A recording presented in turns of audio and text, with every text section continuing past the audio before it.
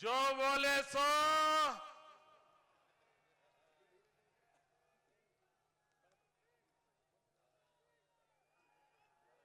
परम आदरणीय पंजाब के लोकप्रिय मुख्यमंत्री सरदार प्रकाश सिंह बादल जी, यहां के उप मुख्यमंत्री, जुझारू युवा नेता, मेरे मित्र सरदार सुखबीर सिंह जी, भारतीय जनता पार्टी के राष्ट्रीय अध्यक्ष आदरणीय राजनाथ सिंह जी, प्रदेश भारतीय जनता पार्टी के अध्यक्ष श्रीमान कमल जी,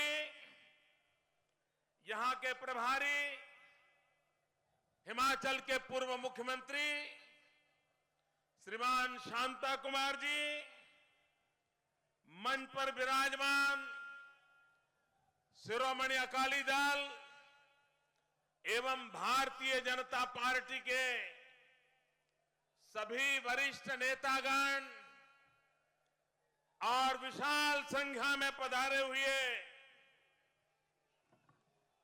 इस वीर भूमि के मेरे बहादुर पंजाब के भाई और बहनों, वाहेगुरु जी का खालसा, वाहेगुरु जी की फतेह। और आज जब हम इस फतेह रैली में एकत्र आए हैं तो आपके आशीर्वाद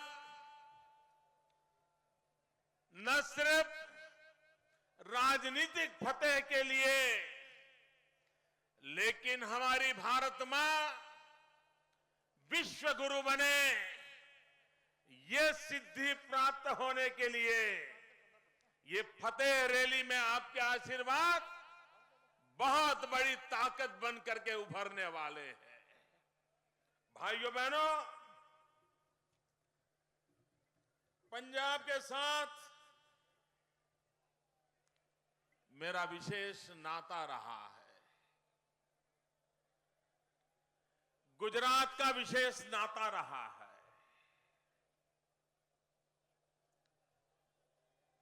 जो पहले पंच प्यारे थे, उन पहले पंच प्यारों में एक मेरे गुजरात का था, द्वारिका का था और दर्जी था। और वो पहले पंच प्यारों में गुजरात का भी नाम बना था। और इसलिए हम गुजरात का पंजाब के साथ एक खून का रिश्ता बना हुआ है, एक आदर्शों का रिश्ता बना हुआ है, एक वीर बलिदानी परंपरा की भक्ति का रिश्ता बना हुआ है। इतना ही नहीं, मुझे आज इस बात को कहने में खुशी हो रही है कि जब गुरु नानक देव गुजरात पधारे थे और लखपत के गुरुद्वारे में, कच्छ में आज भी गुरु नानक देव की पादुकाओं को संभाल के रखा गया है। मेरे पंजाब के बहुत कम लोगों को पता होगा कि लखपत का वो गुरुद्वारा जिसके साथ गुरु नानक देव की स्मृतियां जुड़ी हुई है, वो सिंध जाने से पहले लंबे अरसे तक लखपत के में रुके थे। भूकंप में ये हमारा गुरुद्वारा नष्ट हो गया, बहुत बड़ा नुकसान हुआ। और भूकंप के बाद मुझे वहां मुख्यमंत्री काम के नाते जाने का जिम्मा मिला। और जैसे अभी सुखबीर जी बता रहे थे, मैं इसी धरती पर काम कर रहा था और यहीं से मुझे नया दायित्व आया था और इसलिए यहां का दायित्व छोड़ करके वहां गया था। जब मैं मुख्यमंत्री के रूप में वहां गया और सबसे पहले मैंने कच्छ के भूकंप पीड़ितों की सेवा का काम आरंभ किया और तब जाकर के लखपत में ये गुरुद्वारे की दुर्दशा देखी। भूकंप के कारण वो टूट चुका था। भाइयों बहनों, हमने इस विषय के जानकार लोगों को बुलाया और मन में ठान ली कि ये पूरी मानव जात की एक अनमोल विरासत है। ये सिर्फ गुरुद्वारा नहीं है, ये गुरु नानक देव की स्मृतियों से जुड़ा हुआ है। हम दोबारा वैसा ही गुरुद्वारा बनाएंगे। जिस प्रकार का आर्किटेक्चर था, जिस प्रकार की मिट्टी का उपयोग किया गया था, जिस प्रकार से हर काम को बारीकी से सदियों पहले किया गया था, वैसा ही किया जाएगा। इसके लिए हमने गुजरात बाहर से एक्सपर्ट बुलाए।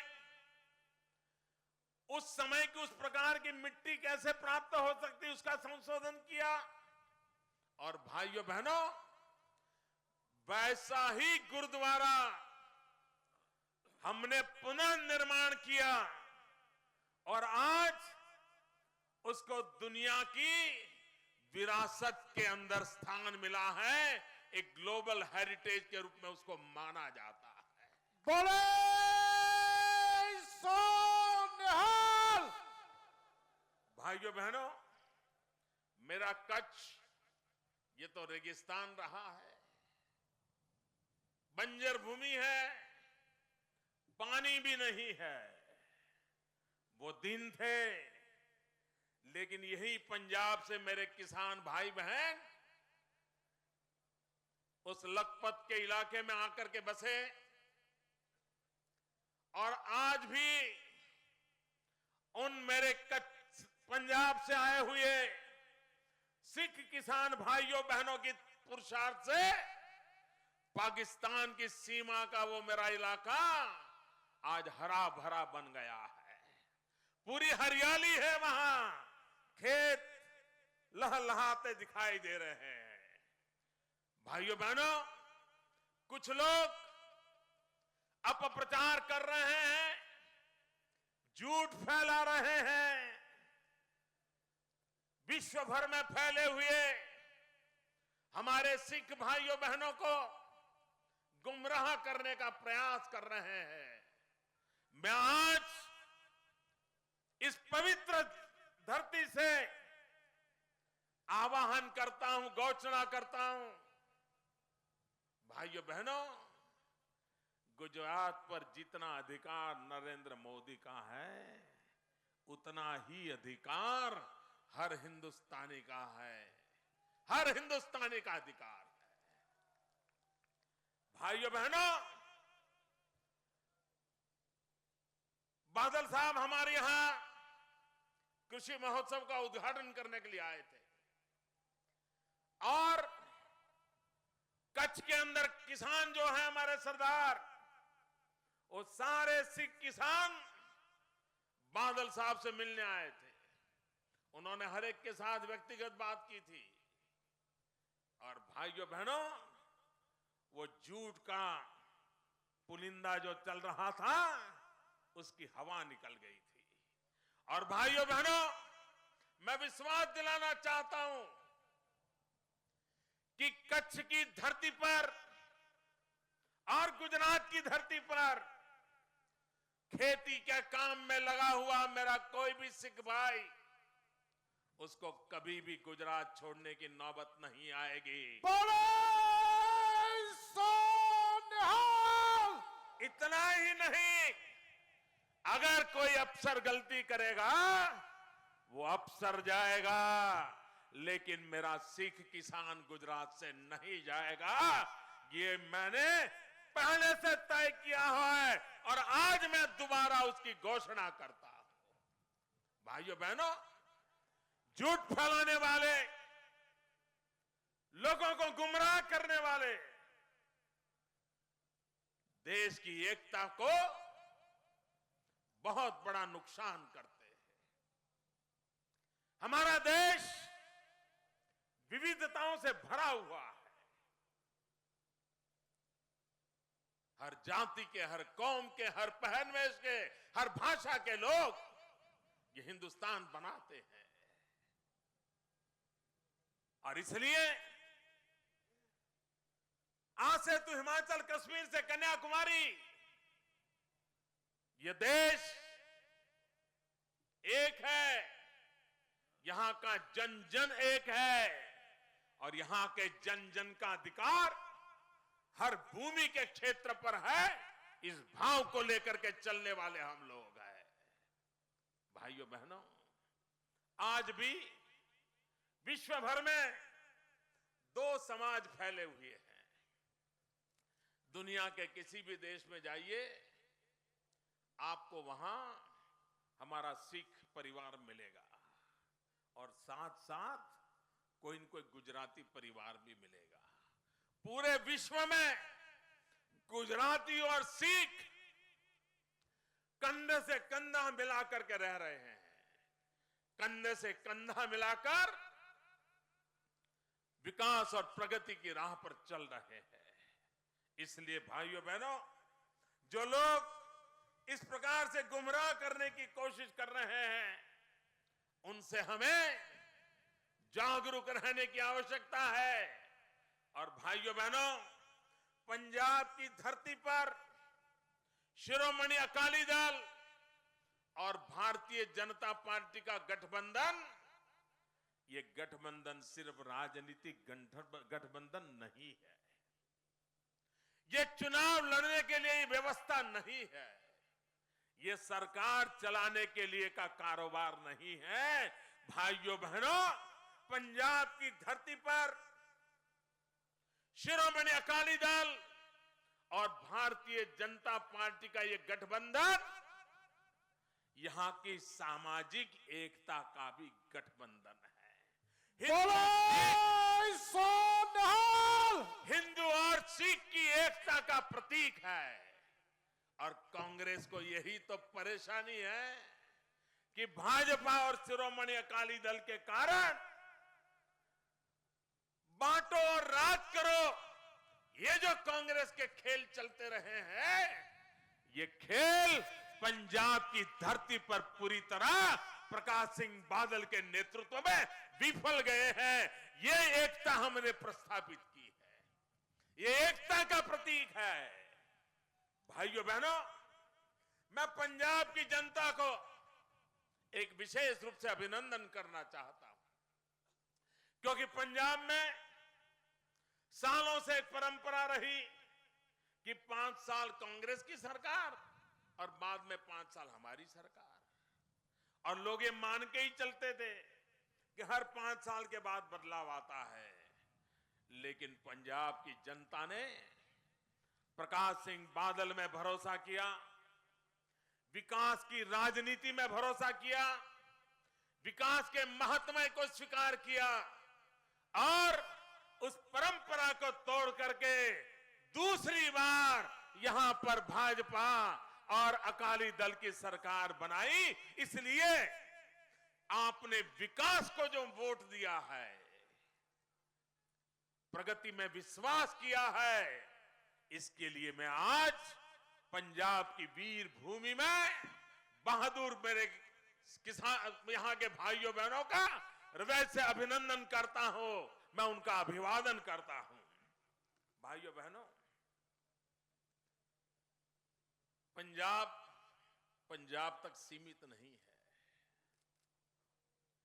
पंजाबी खाना हो, पंजाबी गाना हो, आज पूरी हिंदुस्तान में छाया हुआ है। हमारे यहां गुजरात में भी शादी ब्याह में अब गुजराती डिश नहीं मिलती है, पंजाबी खाना ही परोसा जाता है। पंजाबी खाना, पंजाबी गाना और पंजाबी मन का मस्ती सा स्वभाव आज पूरे देश में छाया हुआ है।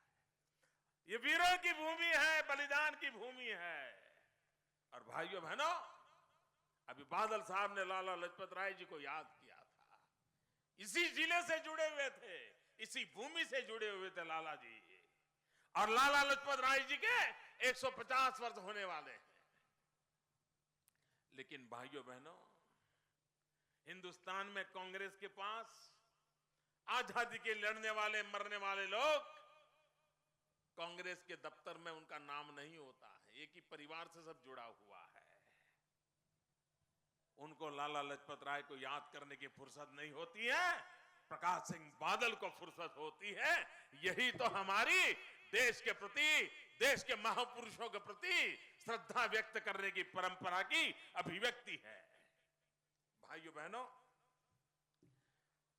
हम जब भ्रष्टाचार की बात करते हैं, मैं हैरान हूं, कांग्रेस के नेता आजकल भ्रष्टाचार के मुद्दों पर और राजनीतिक दलों पर उंगली उठाने लगे हैं। आप पूरी एबीसीडी उठा लीजिए, पूरी एबीसीडी कांग्रेस के भ्रष्टाचार की पहचान बन गई है। ए फॉर आदर्श घोटाला, बी फॉर बोफोर्स घोटाला, सी फॉर कोयला घोटाला। पूरी एबीसीडी कांग्रेस के भ्रष्टाचार की पहचान बन गई है। और वे लोग औरों पे उंगली उठाते हैं। भाइयों बहनों, जब राजीव गांधी देश में राज कर रहे थे, तब तो हिंदुस्तान में पंचायत से लेकर के पार्लियामेंट तक उन्हीं की पार्टी का राज था। वे ही चारों तरफ छाए हुए थे और किसी दल को कहीं कुछ नसीब नहीं हुआ था। ऊपर से नीचे तक कांग्रेस ही कांग्रेस छाई हुई थी। और तब राजीव गांधी ने कहा था कि दिल्ली से 1 रुपया निकलता है तो गांव पहुंचते पहुंचते 15 पैसे हो जाते हैं। भाइयों बहनों, ये राजीव गांधी कांग्रेस पार्टी के प्रधानमंत्री, उन्होंने कहा था कि दिल्ली से रुपया निकलता है, गांव जाते जाते 15 पैसा हो जाता है। मैं पूछना चाहता हूं, ये वो कौन सा पंजा था जो रुपये को घिसता था और रुपया 15 पैसे में पलट जाता था? वो कौन सा पंजा था? भाइयों बहनों, मेरा यह सौभाग्य रहा है क्योंकि मैं सालों तक संगठन का काम करता था। शासन क्या होता है, सरकार क्या होती है, सरकारी कारोबार क्या होता है, मुझे कोई ज्यादा ज्ञान नहीं था, समझ नहीं थी। लेकिन पार्टी के प्रभारी के रूप में मैं हरियाणा, हिमाचल, पंजाब, जम्मू कश्मीर इस इलाके में काम करने लगा। बादल साहब को निकट से काम करते देखा, उनके एक साथी के रूप में यहां काम करता था। शासन वो कैसे चलाते थे, लोगों से कैसे मिलते हैं, प्यार से कैसा कारोबार चलाते हैं, अफसरों का भी कैसा आदर करते हैं, ये चीजें मैंने बारीकाई से देखना शुरू किया। हिमाचल में शांता कुमार जी को देखा, धूमल जी को देखा, हरियाणा में चौधरी देवीलाल जी को देखा, चौधरी बंसीलाल जी के साथ काम किया। अरे इतना ही नहीं, जम्मू कश्मीर में फारूक अब्दुल्ला जी के साथ भी काम किया। इस इलाके के सभी सरकारों को उस समय मुझे बहुत निकट से देखने का अवसर मिला। लेकिन तब मुझे पता नहीं था कि कभी ऐसा काम मेरे जिम्मे भी आ जाएगा। लेकिन यहां से मैं जो सीख करके गया था, बादल साहब जैसे वरिष्ठ नेताओं से जो सीखने की मेरी कोशिश की थी, समझने की कोशिश की थी, वो मुझे गुजरात में जाकर के सरकार चलाने में बहुत काम आई है। और एक प्रकार से इन बड़ों के साथ रहते रहते, उनकी उंगली पकड़ करके चलते चलते हमने शासन में रहते हुए समाज सेवा के संस्कार पाए हैं। और इसलिए भाइयों बहनों, यहीं से मैंने जो शिक्षा दीक्षा पाई है, त्यागी बलिदानी गुरु परंपरा से जो शिक्षा दीक्षा पाई है, और अब जो दायित्व मिला है, तो भाइयों बहनों मैं भी एक सिपाही हूं, सिपाही। और मैं आपको विश्वास देता हूं, मैं दिल्ली में आप मुझे जो जिम्मेवारी देंगे, वो आपकी नजरों में तो प्रधानमंत्री होगा, दुनिया भी उसको प्रधानमंत्री मानेगी, संविधान भी उसको प्रधानमंत्री कहेगा, लेकिन मैं आपको विश्वास दिलाता हूं, मैं वहां चौकीदार के नाते बैठूंगा। मैं वहां चौकीदार के रूप में बैठूंगा। और मैं आपको विश्वास दिलाता हूं, मैं कभी हिंदुस्तान की तिजोरी पर किसी पंजे को पड़ने नहीं दूंगा। ये मैं आपको भरोसा देता हूं। देश की तिजोरी में गरीब का पैसा होता है, देश की तिजोरी का पैसा गरीब के कल्याण के लिए काम आता है। और भाइयों बहनों, आज इस गुरु परंपरा की महान भूमि में मुझे पगड़ी पहनाई गई है, बादल साहब ने पगड़ी पहनाई है। भाइयों बहनों, अब मेरा दायित्व बन जाता है इस पगड़ी की इज्जत बढ़ाना। ये पगड़ी की इज्जत बढ़ाना, ये हमारा दायित्व बन जाता है। किसी और ने बढ़ाई और न बढ़ाई हो, मैं बढ़ा करके रहूंगा, ये वादा करता हूं। प्रकाश बादल साहब, मैं वादा करता हूं आपको, मैं उस त्याग तपस्या की परंपरा को निभाऊंगा। मेरे पंजाब के भाइयों बहनों, आपने जो प्यार दिया है, वैसा ही देश फलेगा फूलेगा, गांव का किसान सुखी होगा। भाइयों बहनों, पंजाब में एक बड़ा अद्भुत संयोजन हुआ है, और मैं मानता हूं ये मॉडल बहुत बढ़िया है। बादल साहब जीवन भर अगर 10 मिनट बात करो तो 10 बार किसान बोलते हैं। 10 बार किसान आएगा ही आएगा उनके मुंह से। उनके दिल दिमाग में गांव, गरीब, किसान, ये हमेशा रहता है। ये बढ़िया जोड़ी बनी है कि सुखबीर जी के दिमाग में आधुनिक भारत रहता है, उद्योग रहते हैं, टेक्नोलॉजी रहती है, अर्बन डेवलपमेंट रहता है। भाइयों बहनों, बड़े बादल साहब का किसान और गांव की चिंता, और छोटे बादल साहब का आधुनिक पंजाब का निर्माण, ये ऐसी जोड़ी बनी है। ये जोड़ी आने वाले दिनों में पंजाब को, हिंदुस्तान को ड्राइव करने की ताकत बना देगा, ऐसा मेरा पूरा विश्वास है। भाई बोले सो निहाल। और इसी सोच का परिणाम है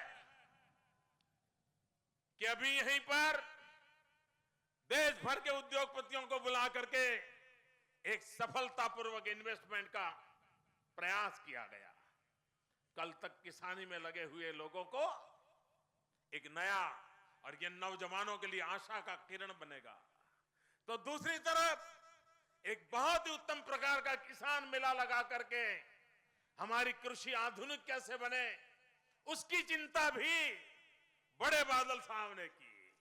भाइयों बहनों, अगर हमें देश को आगे बढ़ाना है, 3 तीन बातों पर हमें बल देना होगा। और अगर हम एक में भी उदासीनता बरतेंगे तो कभी न कभी मुसीबतें झेलते रहेंगे। और इसलिए हमें देश के आर्थिक विकास के लिए तीन पिलर के ऊपर हमारी अर्थरचना तो विकसित करना होगा। 1/3 ताकत हमारी कृषि की हो, 1/3 हमारी ताकत मैन्युफैक्चरिंग की हो और 1/3 हमारी ताकत सर्विस सेक्टर की हो। इन तीनों के बलबूते पर हमें हिंदुस्तान की इकोनॉमी को आगे बढ़ाना होगा। उद्योग भी चाहिए ताकि नौजवान को रोजगार मिले, कृषि भी चाहिए ताकि हिंदुस्तान कभी भूखा न रहे, गांव कभी बर्बाद न हो। और भाइयों बहनों, कम से कम पूंजी निवेश से अधिक कमाई वाला क्षेत्र है सर्विस सेक्टर। उसमें भी विशेष करके है टूरिज्म। टूरिज्म को कैसा बढ़ावा मिले। टूरिज्म के क्षेत्र में हिंदुस्तान दुनिया में $3 ट्रिलियन का व्यापार अकेले टूरिज्म में इंतजार कर रहा है। पूरे विश्व को आकर्षित करने की ताकत हिंदुस्तान में है। हमारे पास ऐसी विरासत है, जगत जब उसे देखता है तो चौंक जाता है। लेकिन हम उस क्षेत्र में जितना ध्यान देना चाहिए नहीं दिया है। और इसलिए भाइयों बहनों, हमारे देश में आर्थिक विकास को इन तीनों क्षेत्रों में बढ़ाना होगा। लेकिन जब मैं एग्रीकल्चर की बात करता हूं तो भाइयों बहनों, कुछ मूलभूत बातों पर बल देने की आवश्यकता हुई है। अब जमीन बढ़ने वाली नहीं है। ऊपर से जैसे जैसे परिवार बढ़ेगा तो जमीन के टुकड़े छोटे हो जाएंगे। पहले अगर 2 भाई के पास 20 एकड़ भूमि है तो 4 भाई हो गए तो 5-5 एकड़ हो जाएगी। और इसलिए हम लोगों की प्रायोरिटी होनी चाहिए प्रति एकड़ हमारी उत्पादकता कैसे बढ़े। अगर आज हम 1 एकड़ भूमि में 100 किलो अनाज पैदा करते हैं तो 150 कैसे हो, 200 कैसे हो। इसलिए हमारी कृषि में टेक्नोलॉजी को लाने की जरूरत है, आधुनिक विज्ञान को लाने की जरूरत है। और बादल साहब ने अभी जो कृषि मेला लगाया था वो उसी दिशा का एक उत्तम प्रयास था, ताकि हम हमारी कृषि को आधुनिक बना पाए, टेक्नोलॉजी को हम लाएं। उसी प्रकार से कृषि के साथ मूल्य वृद्धि अब जरूरी हो गई है। अगर हम वैल्यू एडिशन नहीं करेंगे तो हमारा किसान बर्बाद हो जाएगा। उसके पास जो है उसमें वैल्यू एडिशन होना चाहिए। वो टमाटर बेचेगा तो कम पैसा मिलेगा, लेकिन अगर टमाटर का केचप बना करके बेचेगा तो ज्यादा पैसा मिलेगा। अगर केचप भी बढ़िया बोतल में पैक करके बेचेगा तो और ज्यादा पैसा मिलेगा। और अगर वो बोतल कोई नटी हाथ में पकड़ के खड़ी होगी तो शायद और ज्यादा पैसा मिलेगा। ब्रांडिंग और मार्केटिंग, भाइयों बहनों, मूल्य वृद्धि, हमारा किसान जो उत्पादन करता है उस पर मूल्य वृद्धि पर भारत सरकार ने, राज्यों ने एक बहुत बड़ी ताकत देने की आवश्यकता है। भाइयों बहनों, हमारे देश की सरकार मिनिमम सपोर्ट प्राइस घोषित तो करती है, लेकिन बाद में वो सिर्फ अखबार की सुर्खियों तक सीमित हो जाता है। इसमें आमूलचूल परिवर्तन की आवश्यकता है। अगर हम हमारे किसान का भला करना चाहते हैं, अगर हमारा किसान जो उत्पादन करता है उसको बर्बाद नहीं होने देना चाहते, हमारे किसान को बर्बाद होने नहीं देना करना चाहते तो भारत सरकार का जो एफसीआई है, फूड कॉरपोरेशन ऑफ इंडिया, इसके 3 हिस्से करना बहुत जरूरी लगता है मुझे। इसी प्रकार से एफसीआई चलेगा तो मैं नहीं मानता हूं मेरे देश के किसान का भला होगा, न ही मेरे किसान ने जो पसीना बहाया है वो पसीना काम आएगा। हम देखते हैं किसान इतनी मेहनत करके गेहूं पैदा करे और वो गेहूं पानी में भीगता रहे, सड़ता रहे। दिल्ली में बैठी हुई सरकार को उसकी व्यवस्था करने की फुर्सत नहीं है। और बाद में क्या करते हैं, सुप्रीम कोर्ट ने कहा कि गेहूं गरीबों को बेच दो, बांट दो। ये सुप्रीम कोर्ट की भी नहीं मानते। ये दिल्ली में ऐसे लोग बैठे हैं, सुप्रीम कोर्ट की भी नहीं सुनते। उन्होंने न बांटा न बेचा, और क्या किया, वो सड़े हुए गेहूं ज्यादा सड़ने दिए और बाद में शराब बनाने वाली कंपनियों को 80-85 पैसों के दाम से बेच मारे। भाइयों बहनों, ये किसान की मेहनत का अपमान है। और इसलिए मैं कहता हूं फूड कॉरपोरेशन ऑफ इंडिया, इसके 3 हिस्से करना जरूरी है। एक में एक के पास जिम्मेवारी हो प्रोक्योरमेंट की, किसानों से खरीदने का जिम्मा उसका हो, उतना ही काम उसका हो और वो उसी पर फोकस करे, मेहनत करे और किसानों से ज्यादा प्रोक्योर करने की व्यवस्था करे ताकि किसान को बाजार में कम दाम से अपना माल बेचने की नौबत ना आए। दूसरा हिस्सा हो, जो अनाज धान खरीदा गया हो उसको रखने की मैनेजमेंट दूसरे हिस्से के पास होनी चाहिए। मैनेजमेंट अलग होनी चाहिए और वितरित करने की व्यवस्था, डिस्ट्रीब्यूशन का काम ये तीसरी इकाई के पास होनी चाहिए। जब तक हम फूड कॉरपोरेशन इंडिया के 3 हिस्से नहीं बनाते तब तक नए वेयरहाउस नहीं बनेंगे, नए कोल्ड स्टोरेज नहीं बनेंगे, नया इंफ्रास्ट्रक्चर खड़ा नहीं होगा। जो इकट्ठा होता है वो समय पर वितरित नहीं होगा।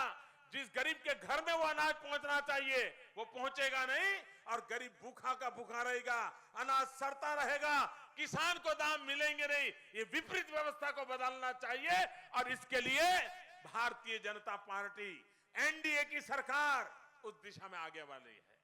भाइयों बहनों, हम चुनाव के मैदान में जाते हैं एनडीए के रूप में, तब हम एक नेशनल डेमोक्रेटिक अलायंस होते हैं। लेकिन जब हम सरकार में बैठते हैं तब हमारा एनडीए का रूप होता है नेशनल डेवलपमेंट अलायंस।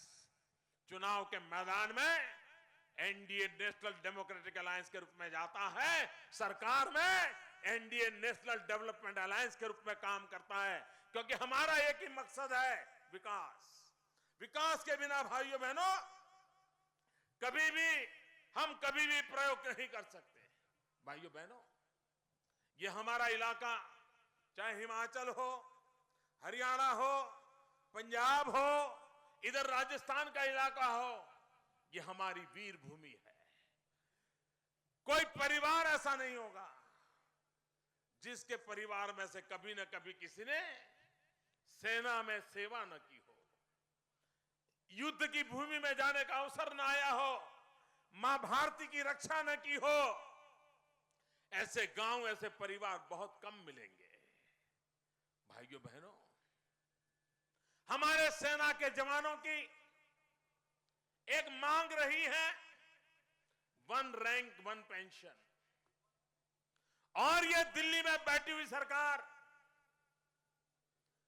हमारे सेना के जवानों के साथ हमेशा खिलवाड़ करती रही है। मैं मीडिया के मित्रों से प्रार्थना करता हूं, आप जरा इतिहास पर गौर कीजिए। इसके पहले बजट के समय कांग्रेस की सरकारों के वित्त मंत्रियों ने कितनी बार 1 रैंक 1 पेंशन की घोषणाएं की है, बार बार घोषणाएं की है। लोकशाही के मंदिर ऐसे लोकसभा गृह में की है, लेकिन उन्होंने कभी इसको पूरा नहीं किया है। इस बार भी जब मैं लगातार 1 रैंक 1 पेंशन की बात कर रहा हूं, रेवाड़ी में मैंने पूर्व सैनिकों के सम्मेलन में आग्रह से विषय रखा, तो इस बार उन्होंने कहा लेकिन ये भी आपके साथ धोखा है। पहले भी ऐसे वादे किए गए लेकिन पूरा नहीं किया है।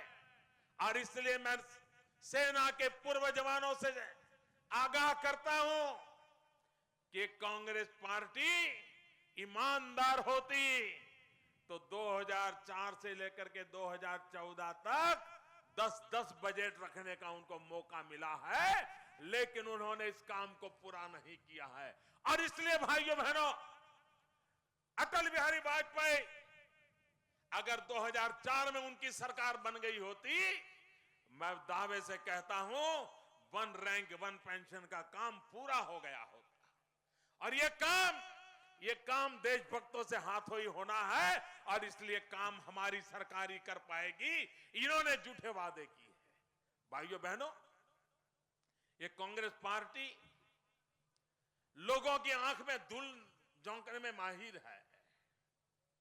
अब तक वो धूल झोंकते रहते थे, लेकिन संसद में उन्होंने एक नया पराक्रम शुरू किया है। अब कांग्रेस पार्टी को लगता है कि हिंदुस्तान की जनता जाग गई है, धूल झोंकने से मामला चलने वाला नहीं है। इसलिए पार्लियामेंट में मिर्ची झोंकने का काम शुरू कर दिया है। यह कांग्रेस पार्टी जो कल तक आपकी आंख में धूल झोंकती थी, यह कांग्रेस पार्टी अब आपके आंख में मिर्ची झोंकने के लिए निकली है। और इसलिए भाइयों बहनों, कांग्रेस के पापों को आप देख न पाए, कांग्रेस के कुशासन को देख न पाए, कांग्रेस के भ्रष्टाचार को देख न पाए, और इसलिए उनका ये जो कारनामा चल रहा है, उस कारनामे के खिलाफ हमें जागरूक होने की आवश्यकता है और उसी दिशा में आगे बढ़ने की आवश्यकता है। भाइयों बहनों, राजनाथ सिंह जी ने एक बड़ी चिंता व्यक्त की है। मैं उस चिंता में अपना स्वर मिलाना चाहता हूं। मैंने पंजाब में काम किया है, विशेष करके जब मैं पठानकोट गुरदासपुर इलाके में काम करता था, कई परिवार से माताएं बहनें मुझे मिलती थी और एक बात के लिए हमेशा कहती थी कि मोदी जी, ये ड्रग्स ये हमारे बच्चों को बर्बाद कर देंगे, हमारी भावी पीढ़ी को बर्बाद कर देंगे। मैं भारत सरकार के रक्षा मंत्रालय को आग्रह करता हूं, ये ड्रग्स विदेशों से आते हैं, सीमा पार से आते हैं, आपके जवान वहां तैनात है, क्या हो रहा है? मेरे देश की जवानी बर्बाद हो रही है, मेरे देश का नौजवान तबाह हो रहा है। सीमा पर जो जवान खड़े हैं उनको जवाबदेह बनाया जाए, और किसी भी सीमा से अगर हिंदुस्तान में फेक करेंसी आती है, हिंदुस्तान में अगर ड्रग्स आते हैं, तो उस पर कठोर से कठोर कार्रवाई होनी चाहिए, तभी जाकर के मेरे देश के जवान को हम बचा पाएंगे। हमारी माताओं बहनों की जो चिंता है वो चिंता हमारी भी है, लेकिन दिल्ली की सरकार उदासीन है। शस्त्र आ जाए विदेशों से, फेक करेंसी आ जाए, ड्रग्स आ जाए, और दिल्ली की सरकार सोई बैठी है। भाइयों बहनों, भारत में सिर्फ आतंकवादी आते हैं ऐसा नहीं है, भारत की सीमा से सिर्फ इन्फिल्ट्रेशन होता है ऐसा नहीं है, घुसपैठिए आते ऐसा नहीं है, इसके साथ ये सारी बीमारियां भी आती हैं। और इसलिए हमारी सीमाओं को सुरक्षित करना, हमारी सीमाओं की चिंता करना, यह समय की मांग है। और इसलिए मेरे भाइयों बहनों, मैं आज आपसे आग्रह करने आया हूं, मैं आपसे कहने आया हूं कि भाइयों बहनों, हमें किसी भी हालत में हमारे देश के नौजवानों को तबाह नहीं हो देना है। भाइयों बहनों, मैं आज खास करके पंजाब के किसानों का आभार व्यक्त करना चाहता हूं।